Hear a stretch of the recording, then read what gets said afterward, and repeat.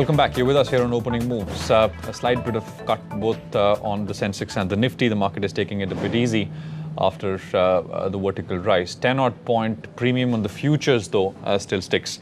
Let's talk about some interesting ideas. Ohm Metals Infra Projects is the company that we're going to talk about. On your screen from the 16th of September, that's what the stock has done. All right. Vikas Kothari is Director, Business Development at Ohm Metals. He joins me right here in the studios. So let me just introduce the company first. Vikas, you are into you do hydromechanical work. That's our core business. So, there's a dam coming up. Where do you come in? All the hydraulic steel structures that you see in a dam or in a hydropower project or in an irrigation project, which are responsible for storage of water and regulation of flow of water. That's what is broadly classified as hydromechanical equipment, essentially covering all the steel structures which are responsible for storage of water in a hydropower project. That's a crucial sort of... It's fairly significant in its importance because without these gates you won't really be able to store water and regulate the flow of water and thereby generate electricity or store water in an irrigation project. The other thing is it's largely a 2 to 3 player market. It's a very competitive market for you. It's a highly specialized and a niche area of engineering construction. So, therefore, there aren't too many. There used to be about 6-7 companies till about 10 years ago, mostly state-owned central government PSUs also. But lately, the central government PSUs have gone out of business. So, that has largely left the market between two large players. One is us and the other one is a company called Texmaco. Okay. But do you see more competition coming into this field? Well, this field, as I told you, is a highly specialized and very niche area. So, therefore, requires. There are global players. Yes, globally there is Alstom, there's DSG Noel, there's VA Tech, which is now called Andritz. So, globally there are large players also. But in India, we are two large players which command nearly 80% of the market share. Now, because this is a specialized area, therefore there are a lot of entry barriers, very high entry barriers, and you should have done similar projects in the past 5 years or 2 years or 3 years, before you're allowed to bid for such projects. So therefore the newer players will definitely come in the future, but because of the kind of margins that we have in this business. But I think it is unlikely that anyone can crop up and become a national player overnight, because it does take a lot of time before you can build those references in your qualifications. So, how's business looking for you? Well, as we are all aware that there is immense focus by the government of India on development of hydro, which is obviously much required because the hydrothermal ratio has been going down since last 20 years. So, there's a lot of focus by the government of India on development of hydro. Then at the same time, there's a lot of focus on development of irrigation projects. We have droughts and we have floods. So, both of these problems cannot be solved unless we build dams and canal systems. So, with the hydropower initiative of Government of India, there's a huge focus on hydro, and in the next... as fast as most of us are made to believe? No, you're right. There are challenges in execution and completion of these projects because these are in very difficult terrain and difficult geographies. So they do pose challenges in terms of where the projects are located. But largely, there is no choice but to develop these projects because the peak demand of power can only be met through hydro. And also, the water problems can only be solved by building large dams and canals.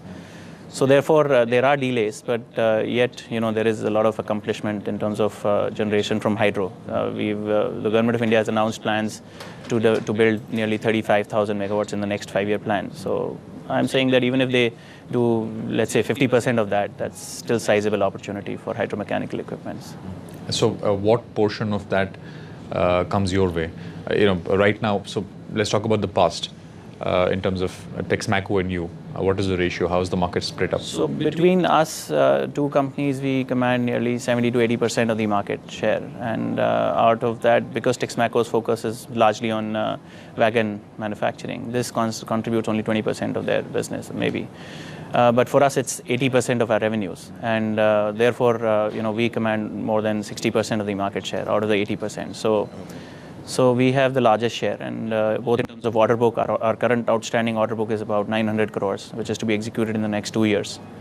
And also in terms of number of projects that we have bagged in the last 2-3 years, we have bagged nearly 9 projects out of total 11 or 12 projects that have been bid out by NHPC, NTPC, That's NIPCO. That's an impressive strike rate. Yeah. I mean, we are highly competitive compared to any other player in this field. And we have in the last 10 years built references which are by far the largest in the world. The kind of projects that we've completed, they qualify us to bid for any project in the world. We have completed the world's largest vertical lift gate. Vikas? Being a monopolistic business, we command a fairly good margin. We have a gross margin of about 20-25% and a net margin of about 15 to 18%. So the margins are fairly healthy in this business. Okay. I want to talk about real estate as well. You've got land banks in some big cities around the country. Is that opportunistic in nature, land banking, or is that also, you're seriously going into that line of business, real estate? See, our core business is engineering construction, which contributes almost 80% of our revenues.